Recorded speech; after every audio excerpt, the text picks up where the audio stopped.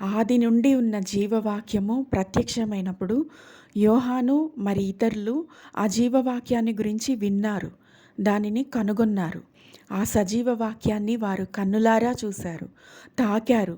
తండ్రి యొద్ద నుండి ప్రత్యక్షమైన ఆ నిత్య జీవము తండ్రి యొక్క కుమారుడైన యేసుక్రీస్తే.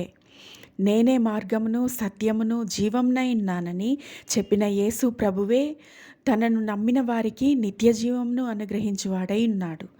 నా ద్వారానే తప్ప తండ్రి యొద్దకు ఎవడునూ రాలేడని ఆయన చెప్తున్నాడు. అన్ని నామముల కంటే పైనామమును తండ్రి చేత ఆయనకు ఇవ్వబడింది. సమస్త అధికారము ప్రభు అయిన యేసుక్రీస్తు పాదముల క్రింద ఉంచబడింది.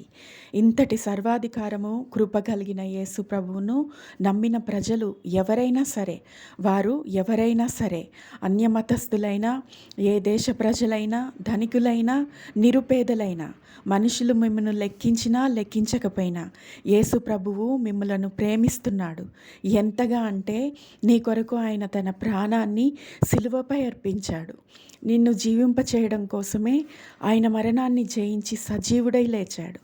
ఆయన ఈ విధంగా చేయడం వలన తనను నమ్మిన నీవు కూడా మరణించినప్పుడు తన వలె మరణాన్ని జయించి నిత్య జీవమును పరలోకాన్ని పొందుకోవడానికి లేస్తావు. ఇంతటి గొప్ప రక్షణ ప్రణాళికను దేవుడు ప్రతి మనిషి కొరకు ఏర్పరిచాడు.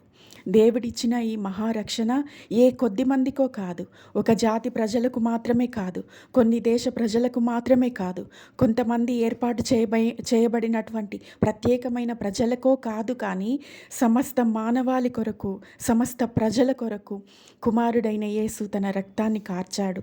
పుట్టినవారు, పుట్టబోయే వారందరికీ కూడా ఆయన ఉచితంగా తన రక్షణను దయచేశాడు. యేసు రక్తము ప్రతి పాపము నుండి మనలను పవిత్రులుగా మారుస్తుంది. మన స్థితిని మనం ఒప్పుకున్నప్పుడు ఆయన నమ్మదగిన వాడు, నీతిమంతుడు కనుక ఆయన మన పాపములను క్షమించి సమస్త దుర్నీతి నుండి మనలను పవిత్రులుగా మారుస్తాడు.